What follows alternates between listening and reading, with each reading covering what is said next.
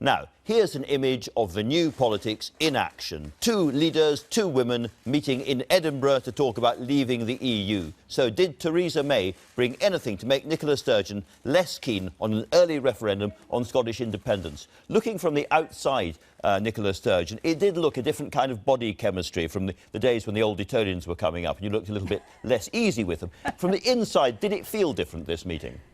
Well, it was a very cordial and constructive meeting. I'm not going to, I think, grab any headlines when I say that Theresa May and I have got very deep, fundamental political differences. I think we're at opposite ends of the political spectrum and come at politics from very different perspectives. But, you know, if I can be more positive than that, we're women, I think, who do business in a not dissimilar way. So that, I think, opened the way to a constructive discussion. It was very much a getting to know each other meeting. And there are big issues that lie ahead. There are, you know, big challenges for the whole UK. Absolutely. And within that, big challenges for Scotland. Now, I guess at the core of this, she wants Scotland to stay inside the British Union. You want Scotland to stay inside the European Union. Is there any short-term room for negotiation in that? In other words, one of your MPs, Stephen Gethin, suggested, and I quote him, that it would be possible that you can find a solution whereby Scotland remains in the EU within the UK. There are ways you can do that. And my question is, really?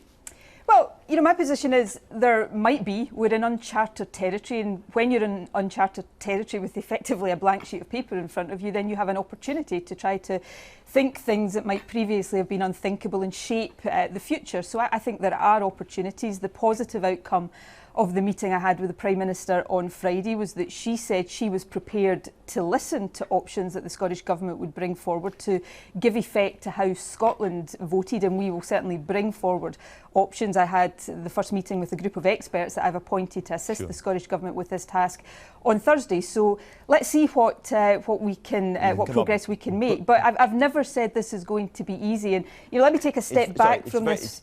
I'm sorry just to stop you there, but to be absolutely clear, it is possible, in your view, that Scotland could stay inside the EU while England and Wales Brexited out?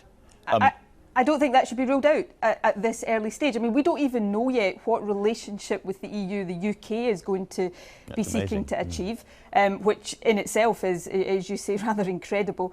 But if I can take a step back from this and try to get away for a moment from abstract constitutional principles, important though they are, Brexit will be deeply damaging for jobs, for investment, for business, for our universities. Some of the damage to our universities is already starting to be felt. It will be damaging to all of our rights as citizens, our rights to travel, workers' rights. Now, Scotland didn't vote for any of those consequences. We voted by a significant margin to avoid those consequences and to stay in. So, well, but it's important because that gives me a mandate to seek to protect that relationship we have with the EU. That's what I'm going to try to do. If it's not possible to do that within the UK, then I've been very clear that, of course, the option of a second independence referendum is one that has to be on the table. Absolutely. And you, grabbing that mandate, you shot off to Brussels after the Brexit vote like a greyhound out of the trap, and you arrived there very, very fast. Now, I had always thought somehow it would be very, very difficult for Scotland to either stay in the EU or rejoin the EU before an independence referendum and the UK leaving the EU because of the Spanish problem. They're worried about the Catalans and so forth. But you have had conversations with Mr Verhofstadt and Mr Juncker and others. Do you think that there is a mood inside the EU to, as it were, put aside some of its own rules and act politically to keep Scotland inside? Yeah, I do think that mood is there, and what I encountered in Brussels was a warmth, an openness, a great sympathy to the position that Scotland finds itself in. Nobody was saying to me, and I certainly wasn't assuming that all of this would be easy and that there are not significant challenges along the way, but I certainly found an openness that, to be very frank about it, the Scottish Government has not found previously in Brussels and certainly didn't encounter during the 2014 referendum. So things have changed fundamentally. Fascinating, yes. And my job now is to do whatever I need to do to protect these vital interests of Scotland that I think are at stake. Last question. Theresa May said after your meeting that she wouldn't want to trigger Article 50 until all parts of the UK felt comfortable with that, which clearly includes you and Scotland. Does that mean that in some senses you have a veto now over when Article 50 will be triggered? Because until you're comfortable, if it's not going to be triggered, the negotiations don't start.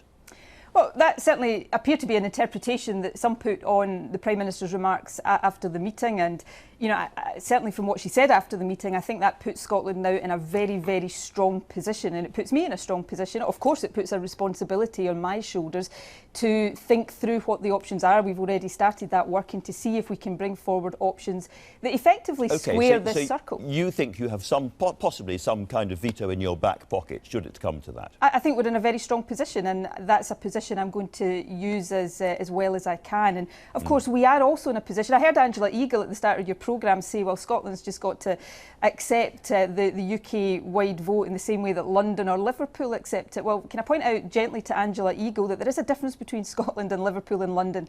Scotland's not a region of the UK. Scotland is a nation. And if we cannot protect our interests within a UK that is going to be changing fundamentally, then that right of Scotland to consider the option of independence always has to be there. Now, of course, that in itself will bring challenges and decisions that we have to make, but that is an option that we have to have if that's what it takes to protect our position. Nicola Sturgeon, thanks very much indeed for talking to us today.